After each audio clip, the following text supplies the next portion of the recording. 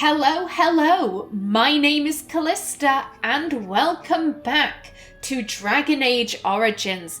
In the last episode, we gained the assistance of the Dalish Elves. We managed to convince Zathrian to break the curse that the werewolves were suffering from, and unfortunately he died, but that does mean that the hunters are all healthy again, and the new keeper, Leliana, has said that they will uphold the contract they signed. They will help us against the blight. And I just realised Qwinn still has her ugly hat, which means I forgot to de-equip every one of their stuff when I was selling things. Okay.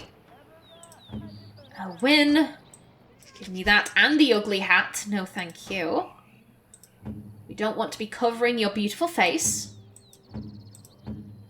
Yeah, everyone's fine there. Okay. So what next? Alora has a quest, but we can't do it just yet. Now then, does anyone in the camp actually have anything to say to us? There's always Cyril, I guess.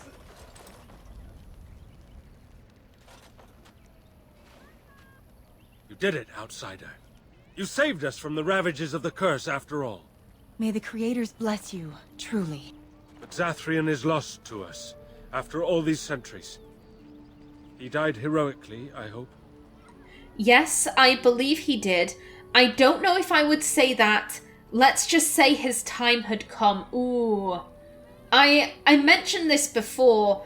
I don't think Artin would say that Zathrian was a hero. His actions caused centuries of pain and suffering. One good deed at the end of all of that doesn't negate all of that pain. At the same time, these are his people. Let's just say his time had come. Some things are better left unsaid, I gather. His will still be a tale worthy of telling Dalish children for many years to come. Now, Keeper Leliana prepares for us to enter into war alongside the humans. I never thought I'd live to see the day. I, for one, look forward to fighting against these darkspawn creatures. Do you now? Let's hope you return and tell us all about them. As for you, outsider, I expect I'll be telling tales about the Grey Warden one day, And Cyril is still running hot and cold. Some things never change. We spoke to Varathorn. Athras has gone off to mourn his wife. Yeah, I think we're good to leave the Dalish camp. Hey, Mithra. I understand we will be joining you in battle as soon as the hunters have recovered. I look forward to it. Good to know you're prepared for a fight, at least. You have a barbed tongue, Morrigan. Ooh. Why do you treat others in this way? I owe you no explanation. There is no writing on my forehead that says, "Please, guide me." You are traveling with these people. It behooves you to be civil. You were too transparent, old woman. Do not bring up our companions when all you wish is for me to be civil to you. I am not one of your circle apprentices, to hang on your every word. I am not Alistair, who sees in you a surrogate mother. No, it is obvious you are nothing like Alistair. Take your lectures elsewhere. They mean nothing to me. Damn. Now then, after our long quest, I think party camp. Party camp is where it's at. You need some time to rest. Morrigan needs time to, get over the fact that she died so many times. I lied to you, about why I left Orlais. Okay. Why? I knew you weren't telling me something, so you didn't get tired of that life. I really don't care why you left. Yeah, she seemed really skittish when we asked her why she left. I knew you weren't telling me something. I didn't feel like talking about it then. What happened to me? Maybe it will affect us, maybe not, but you should know. I came to Ferelden and the Chantry because I was being hunted in Orlais. Hunted? What for? You're a criminal? Fascinating. Tell me more. fascinating is the wrong word. Like, other people's pain and misery shouldn't be fascinating. And I don't think Artin would care if Leliana is a criminal or if she isn't. Hunted? What for? I was framed, betrayed by someone I thought I knew and could trust. Marjolaine. She was my mentor and friend. She taught me the bardic arts, how to enchant with words and song, to carry myself like a highborn lady, to blend in as a servant. The skills I learned, I used to serve her, my bard master, because I loved her, and because I enjoyed what I did. How did she betray you? So Marjolaine was a bard too, so you were dutiful but you still got in trouble, so you loved her? I don't think Artin would be so prudish to be like, but Marjolaine is a woman's name and you're a woman, Leliana. Huh? Like, no. How did she betray you? You can say it was my fault. There was a man I was sent to kill. I was to bring Marjolaine everything he carried. I don't know who this man was. She gave me a name and a description, and I hunted him down. I found documents on his body, sealed documents. You opened them, didn't you? Important documents? Is this story going somewhere? Important documents? It turns out that they were. My curiosity got the better of me. Something told me that I needed to know what was in those letters. Marjolaine had been selling all kinds of information about Orlais to other countries, Nevarra and Antiva among others. It was treason. So, it's just Orlais. Isn't that what bards do? Is this a bad thing? Yeah, Leliana kind of made it seem like bards were willing to do anything. Why is treason so heinous? Isn't that what bards do? Some. But I had always assumed Marjolaine only operated within Orlais. This was an unhappy surprise for me. My life as bard taught me that my loyalties should be kept fluid. My concern was not that she was a traitor, but that her life would be in danger if she was caught. Orlais has been at war with so many countries. It takes a harsh view of such things, as I later discovered. What do you mean? Most countries don't appreciate treason. Did you give the documents to someone? What do you mean? I should have left well alone, but I didn't. I had to tell Marjolaine I feared for her life. She brushed aside my concern. She admitted her guilt, but said it was in the past. That is why the documents had to be destroyed, she said. I believed her. I kept believing up till the moment they showed me the documents, altered by her hand, to make me look the traitor. Who's they? What happened then? She betrayed you? Who's they? The Orlesian guards. They captured me. Did terrible things to make me confess and reveal my conspirators. It was a traitor's punishment I endured. And at the end of it, all that awaited me was eternity in an unmarked grave. How did you get out? How unpleasant. And you never sought revenge on Marjolaine for this? How did you get out? The skills Marjolaine taught me were good for something at least. I broke free when I saw the opportunity. I did not seek Marjolaine out. If she thought I was coming for her, she would have me caught again. And so you came to Ferelden, to Lothering. I don't think you would have, and so you ran away like a coward. Again, Artin doesn't have anything against retreating as long as this is a necessary retreat. Leliana had nothing. Marjolaine was in a position of power. Like, going after Marjolaine would be suicidal. It was smart to retreat to go somewhere else. And so you came to Ferelden, to Lothering. I was tempted to confront her. I was furious, betrayed. But what could I do against her? And so I fled to Ferelden, to the Chantry and the Maker. Ferelden protected my person, and the Maker saved my soul. And that is the reason I am here. The real reason. No more lies between us, at least in this. Is having you here a threat to us?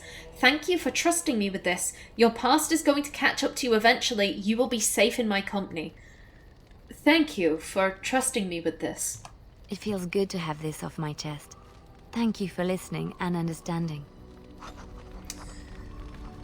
So there are some differences between what Leliana just told us and what we played through in Leliana's song. I said this at the end of that Let's Play. I think that what Leliana tells the Warden is the truth, that this incident took place in Orlais, that it was Orlesian guards that tortured her, and that she escaped from Orlais to Ferelden. She wasn't in Ferelden already. I personally, I like to think that Leliana's song was Leliana telling her story to Bethany Hawke. We get told in Inquisition that Leliana knew Bethany because Bethany spent a lot of time at the Lothering Chantry, and that she liked to listen to Leliana's story. So I like to think that Leliana's song is Leliana providing some comfort to Bethany. She's, Bethany is saying, I really don't know what to do with my life. How did you know what to do? And this is Leliana's response. I also mentioned that Adaya, who is the city elf warden's mother, because she's in the dungeons in Leliana's song, I mentioned there that I believe that Adaya was a smuggler. I believe that Leliana got into Ferelden thanks to Adaya. That Adaya kept her safe for a couple of days and sent her, on a wagon to Lothering. But by that point, the guards had realised that there was, an Orlesian person wanted for treason in Ferelden. They go to Adaya, tell us where she is, and Adaya won't talk. Adaya is like, don't know what you're talking about, never met this person, I'm just a random elven woman, what the hell can I do? And she is executed. That's what I think that the elven, what's he called? Syrian, I think his name is. The city elf's father, when he says that humans killed Adaya, because he doesn't say murdered. He says killed, which is very different. Alright, now that we have gifts. Okay, we have more Andraste's Grace for Leliana. Oh, how dear of you. Thank you so much. There you go. Now we have a lot of alcohol. An ox bone for Thorin. A painted skyball. Now this is one of those gifts that you can give to anyone. However, to be perfectly blunt, I don't think Artin would give this to anyone. I think Artin would keep this for herself, which is exactly what I'm going to do. And we have some Dalish gloves, but no one has mentioned anything about Dalish gloves, so we're going to have to keep that on our person for now. Now then, we don't have anything for Puppy. Leliana, my dear.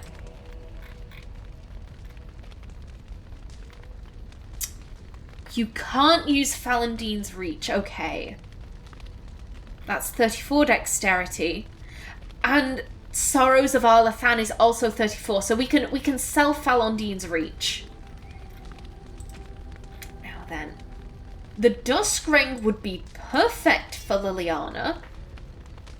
Now then, let me see. I made some notes on my phone for accessories to look out for, that would be good for certain party members. Let's see, okay. Was that the only ring we had? Damn. Okay, yeah, I'm happy with everything else Leliana has. Those are better. And that is absolutely better. There we go. Excellent.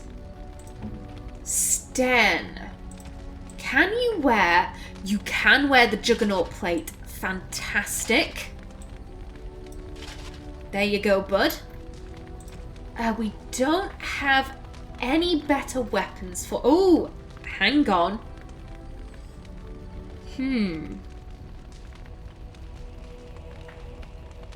Yeah, the Dragon Bone Cleaver absolutely is better. There you go, buddy. And accessories.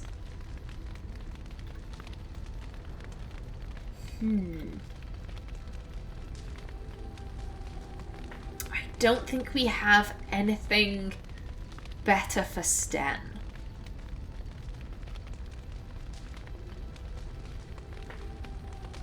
No, we don't. Okay, that's fine. Zevran.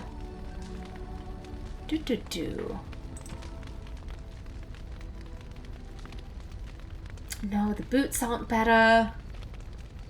We could put him in medium armor, but that doesn't really seem like a Zevran thing. Do we have any better? Ooh.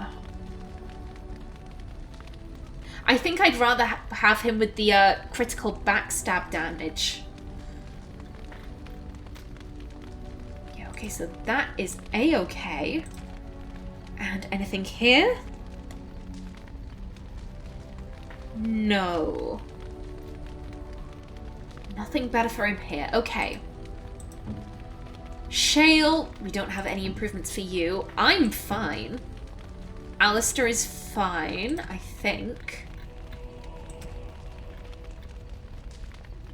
Yeah, Alistair is fine. Morrigan.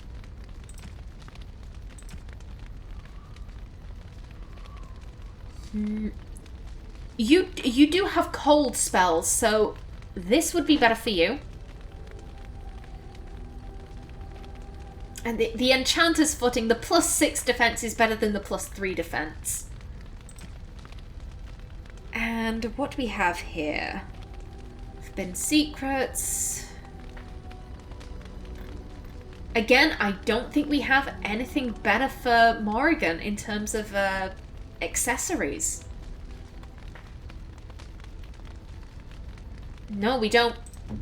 Qwinn. Nothing there.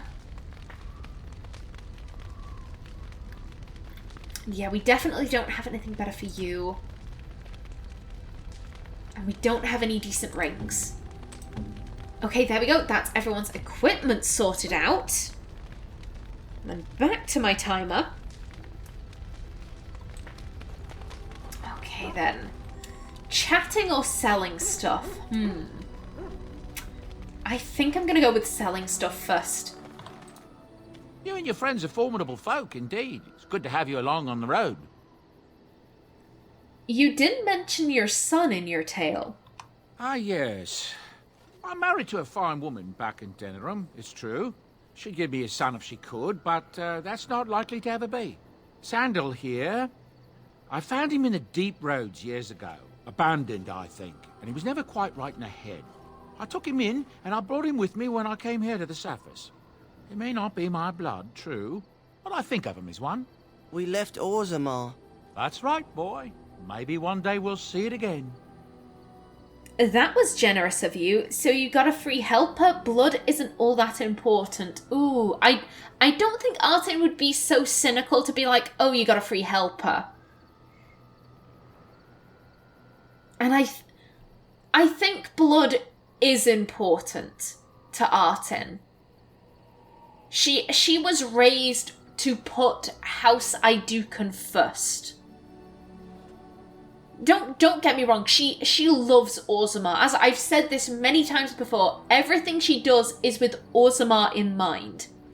But if you asked her, how do I put this? Sacrifice Orzammar or sacrifice House Idukan, she'd sacrifice Orzammar. Luckily, she will probably never have to make that decision, but she loves her house. She is very loyal to her house. Currently, she's in exile, though. So she doesn't really have to do things with House Idukan in mind. But that loyalty is still there. That was generous of you. It's not as if I don't benefit, mind you. Turns out the boy's a natural working with enchantments. He might have even been lyrium-addled. I never thought of that before, to be honest. Happens sometimes. He can work an enchantment into just about anything, however, given some time. Could probably open his own shop, if he knew how. Enchantment. Well, he does seem to enjoy it, at least. Let me see your wares, Bodan. I'm sure you'll be pleased with the goods my boy and I have collected. and with your discount. Now then, I wonder if Bodan has upgraded his stock. Okay, we can get rid of all of these. The ice arrows, there we go. Ooh, the Vashale is very good. It's extremely good. But it's also a lot of money.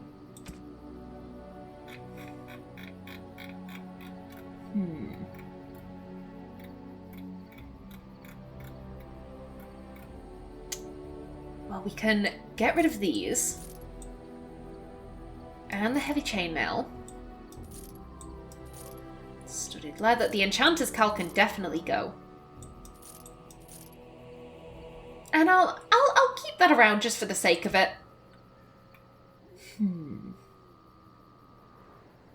Spell Ward, again, also very good. Again, it's because I've got a load of not so great accessories on everyone else. I'm tempted to keep all of these, but at the same time, I know that these aren't good. Otherwise, I'd be using them.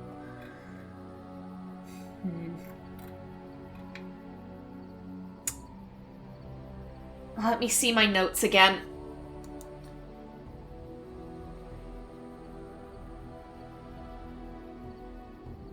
Okay.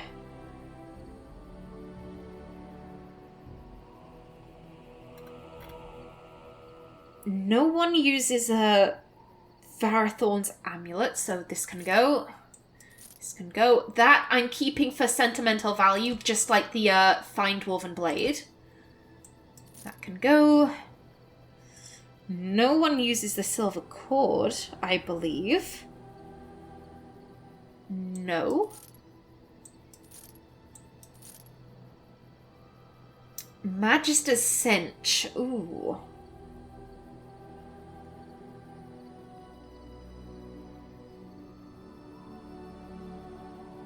Again, no one wears that, so that can go. There we go.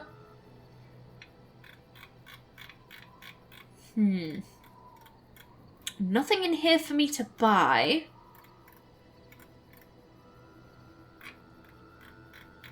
And nothing here for me to sell. It is very funny that blood doesn't matter when one of Sandal's relatives is standing right next to him.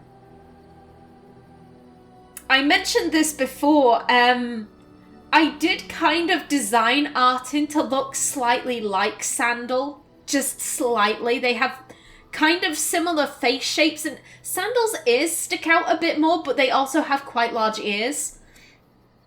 Yeah, in Dragon Age 2, you overhear gossip about, what is it, that King Endrin had an elven mistress and they produced a child together, a child who is very good at working enchantments. Yeah. Artin's half-brother standing right there. I don't think Artin would know anything about Sandal, so it's not like she'd be like, you know, this is a long-lost member of House Iduk and I must take him home with me. Like, I doubt Artin would really know anything about her father having an elven mistress. So, as far as she is aware, Sandal's just a regular dwarf. Now then. Talking. Thorin. Low, menacing growl. Vicious growl.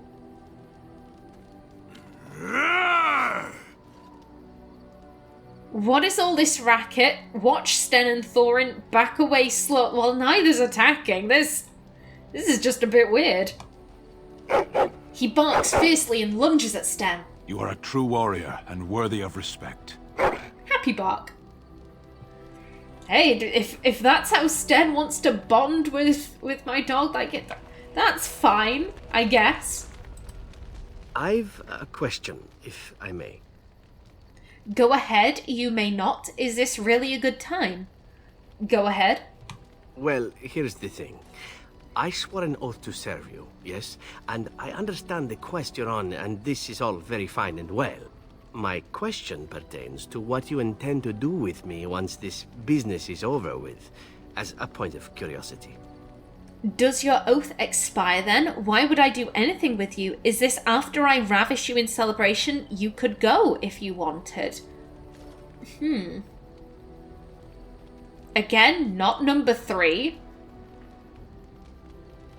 Yeah, once the blight is over with, he's kind of free.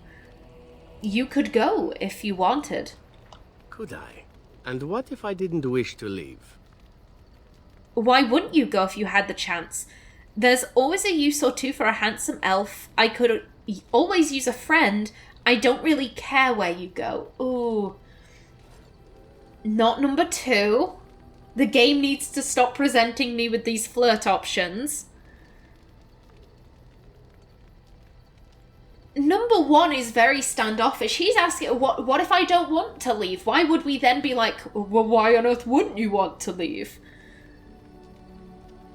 And again, number 4 is very...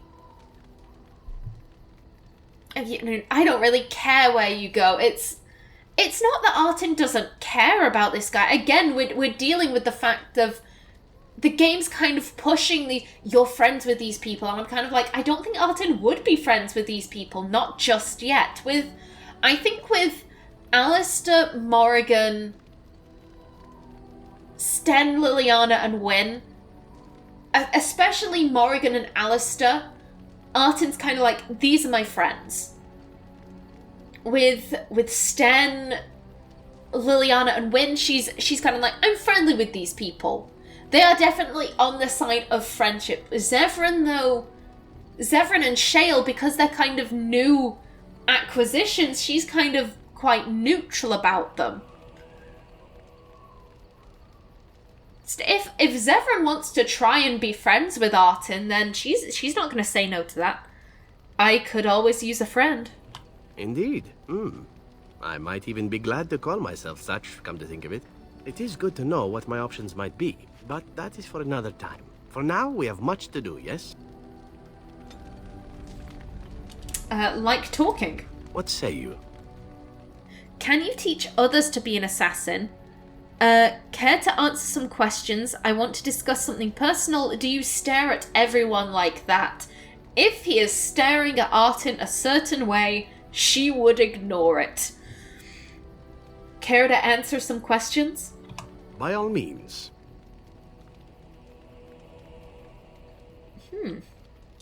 What is your opinion of the Dalish? I know little enough of the Dalish, other than the fact that my mother was one, or so I was told. She had fallen in love with an elven woodcutter, and accompanied him back to the city, leaving her clan behind for good. And there, of course, the woodcutter died of some filthy disease, and my mother was forced into prostitution to pay off his debts. Oldest tale in the book.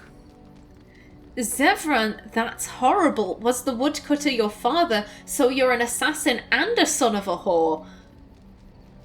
Number 3 is quite funny, but I don't think Artin would joke like that. That is horrible from Artin's perspective, but Zevran says it so blasé that, like, I don't think he really cares. Not that he doesn't care, but, like, it's not a pain for him. He's not like, the woodcutter died and my mother was forced into prostitution. Oh, it was he's just kind of like, oh yeah, he died, she became a prostitute, it's whatever. Was the woodcutter your father? How should I know? My mother was a whore, as you'll recall. None of the other elven boys in the whorehouse knew their fathers. I was not so unusual. I didn't know my mother either, of course. She died giving birth to me. My first victim, as it were. Ooh. We were all raised communally by the whores. It was a happy enough existence, ignoring the occasional beating. Until eventually I was sold to the crows. I brought a good price, so I hear. I'm so sorry for you, Zevran.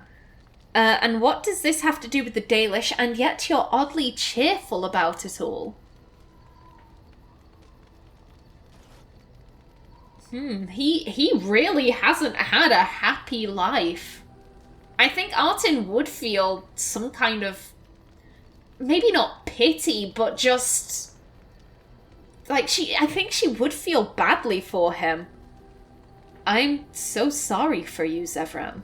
Ah, compassion and beauty both in the same woman. It is a delight, truly, though what you say is unnecessary, even if it is appreciated. It could have been much worse. Shall I tell you about what happened to the other whorehouse boys who did not fetch a decent price with the crows? Surely your life has not been so idyllic. People like you and I are not the product of happy lives of contentment, after all. You can say that again. I am nothing like you. You'd compare my life to yours. Ooh. I think from Artin's perspective, she did have a very happy life. Happy lives of contentment. It's... How do I put this? She had to deal with the Dwarven Assembly. And Dwarven politics is very cutthroat. Even before being betrayed by Balin. I imagine she has been in, you know, the quite dodgy situations. But I think, as I keep saying, she's a diplomat. She's always been able to talk her way out of them. And I think that because that is her arena, yes, it was dangerous, but... You know, it was something as natural as breathing for Artin. She enjoyed it. I do think Artin would do quite well in Orlais. You know, playing the grand game. I think she'd do quite well at that. She's kind of like Vivienne. I swear Vivienne has something she says where... Oh god, what is it? If I didn't enjoy the grand game, I'd be dead by now. And I think that's Artin's perspective. If she didn't enjoy Dwarven politics, she would be dead. So it's the idea of, like, it wasn't a you know, like a storybook happy life, but it made her happy. So not number one. I don't think she'd be so aggravated to be like, I am nothing like you. Yeah, this guy is the son of a whore who was raised by prostitutes who then got sold to an assassin's guild. You'd compare my life to yours? Are we so different, you and I? Buffeted by the winds of fate, brought to this point by both circumstance and excellence. I am no murderer. I am dwarven and noble. I don't believe in fate. You may have a point. That is interesting. That is interesting. Oh. Not number one. She's an assassin. My question is, does Artin believe in fate? She believes in the stone.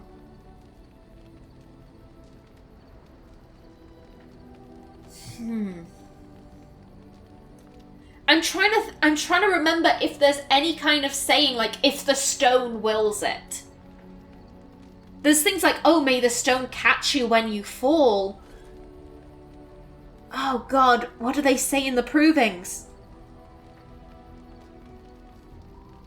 She also believes she is what her ancestors... She believes in the stone, she believes in the ancestors.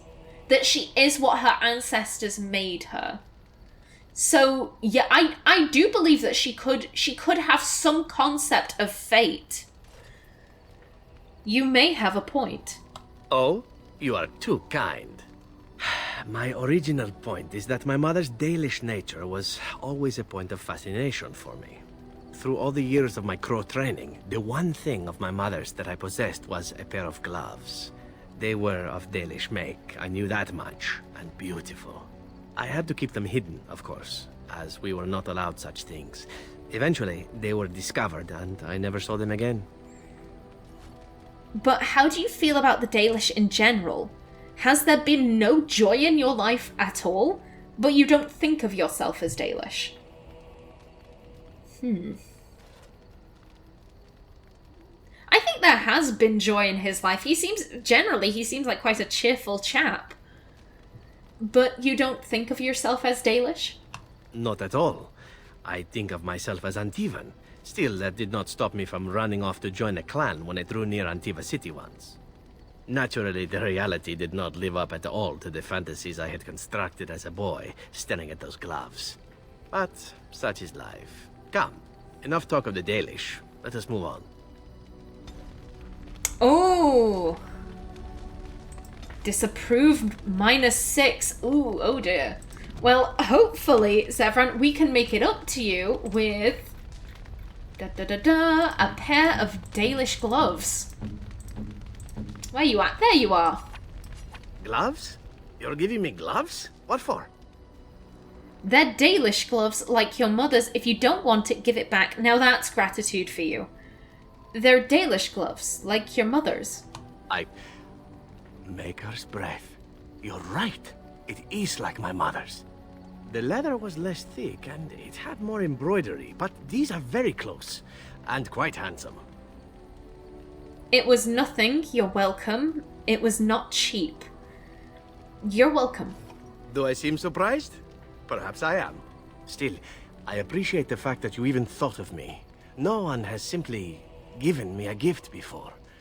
Thank you. There we go. That made up for it. Now, is he actually wearing those gloves?